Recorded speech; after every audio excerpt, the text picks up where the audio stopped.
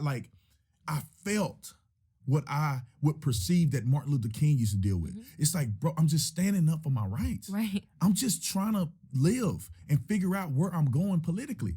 I didn't have a Trump shirt on, nothing. I had a black shirt on, slacks. I was very impartial. And they're screaming and they're yelling. And it's like, if the police went there, what were they going to do?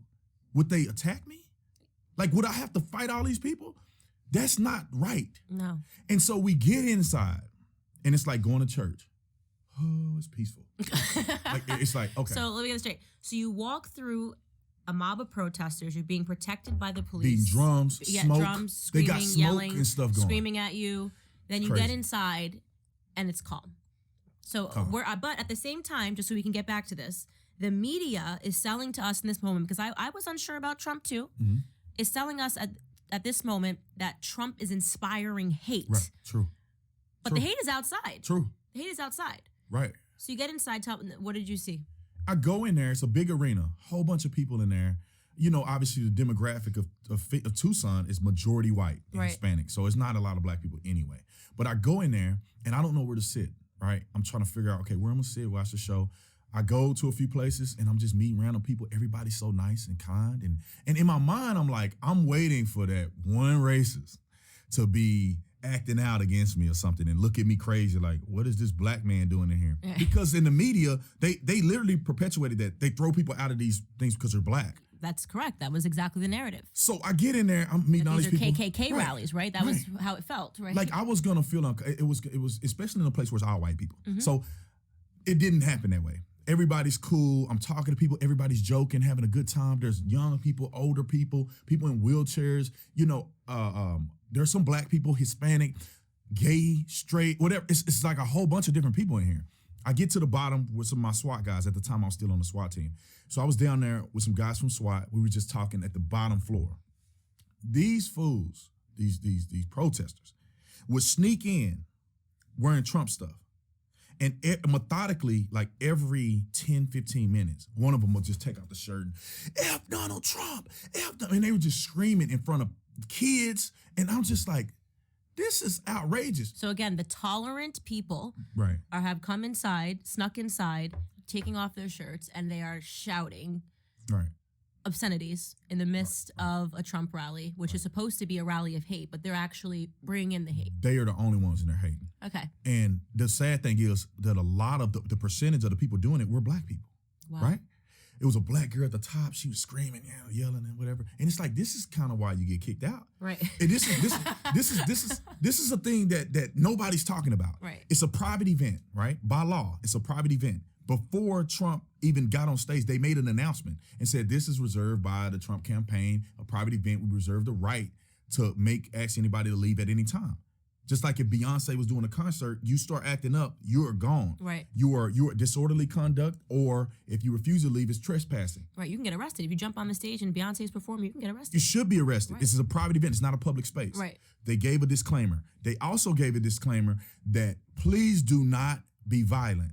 Please do not yell at protesters or anything. If there's someone protesting and they're being obnoxious pretty much, then just yell USA, USA, USA. Wow, so they're doing everything they can to everything they can. The news is standing right there. They got the little setup. They act like this never happened. Right. They even promoting peace in the rally and giving instruction. So what role does the media play into? Because when you say they're all black people that are causing disruption, it actually makes me sad. It makes me sad because this is what I say is that the media encourages black people to act like animals, and we do it every time. Like they view us like props is the way that I feel. Like they think that we're their emotional props and they want us to be their shields. So they say, I'm not going to get arrested. I'm a white collar Democrat, right? I'm not going to get arrested, but can I inspire that black girl to think that there's something so crazy going on that she has to go get arrested at a Trump rally, right?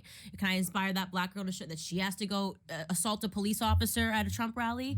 And this is how I feel white Democrats use black people because they put us on the front lines. When you look at Black Lives Matter, the money came from white people, right? But the people that were put out on the front lines getting arrested were all black. Yeah, because like I said, they can use that as leverage points. Racism is a hard topic in this country. So they use black folks. Go do this, go do this. Oh, and then when they arrest you, it is black people gonna act a fool. Right. And then they can say it's racism. And then they can paint Trump as a racist. Mm-hmm. But I mean, it gets worse, right? They're yelling in front of kids. The one lady had to cover her kids' ears. Black folks in a circle, they locking arms, screaming, and F Donald Trump. I mean, using curse words, but it gets worse. Trump does his thing, whatever. He was peaceful.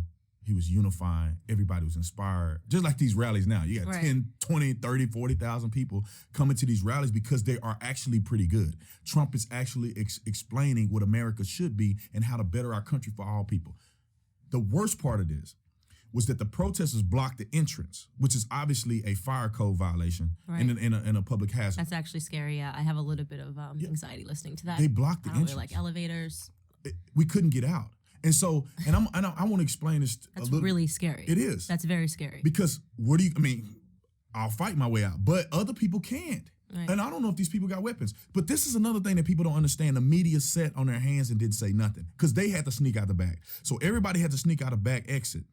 But the protesters had gotten so bad. On the police department, we have something called alpha beta deployment. So everybody on the department is either alpha or beta, right? They give you a letter. So if it's a shooting or something that's traumatic, they'll say it's an alpha deployment.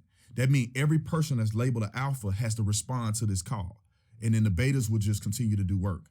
If we have a alpha beta deployment, that means everybody on duty has to respond to this one location. Gabby Gifford shooting, different things like that. Everybody has to go. This was so dramatic and dangerous that we had a alpha deployment.